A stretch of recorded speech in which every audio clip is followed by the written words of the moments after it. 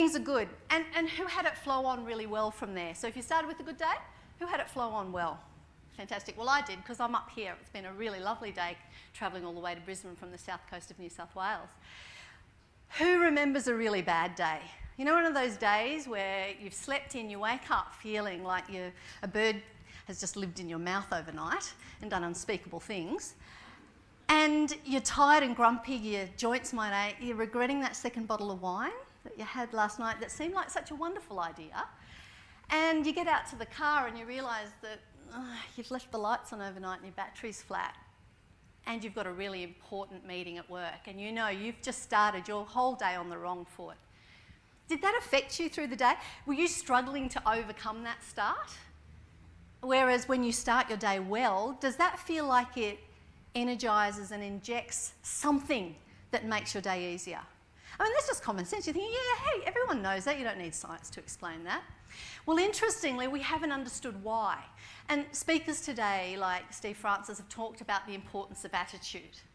And I'm going to be talking to you about attitude, but I'm going to be talking to you about it literally from the level of our DNA and how our DNA interacts with our mood, our emotions, our attitude to actually affect change in our biology, but even more profoundly to change the biology of people around us. So when Steve said your attitude is contagious, he wasn't kidding.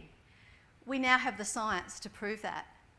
And we're also going to be talking about how, therefore, how you feel, how you think, feel, and are is actually what determines your influence. Would you be interested in finding out a little bit more about that? Okay.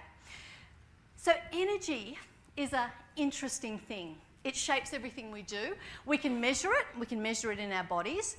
And a lot of people think that the food we eat is all about the calories consumed to produce energy. But it's about a whole lot more things than that, because energy takes all sorts of different forms inside our body and outside our body. And energy is incredibly powerful as a motivator for things to move. If you didn't have any energy, try getting up off that chair. If you couldn't produce and metabolize energy, you wouldn't be able to stand up, and you certainly wouldn't be in this room. But the energy in your workplace is the sum total of the energy of all of your staff members plus the energy of the environment. Just think about that for the moment. So all of those people having crappy days with hangovers, all of the people who've come to work with the flu when they should have stayed home, all of the people that are going through major dramas where they can't focus and they're doing a thing which is they're there but they're absent, they have a net energy. And all of the people who are having a wonderful day, having a good day, who are exercising regularly, who are doing their best to have a healthy lifestyle, at least for the days they go to work, they have a different energy level. And your workplace is an aggregate of all of that. How interesting is that? And if you're leading a team towards a project and you are trying to meet a deadline and half of your team has been out partying till really late the night before, how well do you think you're going to perform? Now, we kid ourselves. We do all sorts of things, like even speakers will say, oh, look, you know, I do much better if I've stayed up the whole night before working on my presentation and got no sleep. I just perform so much better. They're kidding themselves, right? Singers who say, I sound better when I have 5 cigarettes and I drink a bottle of scotch before I go on stage. I just sing better. Well, they end up having to have throat surgery.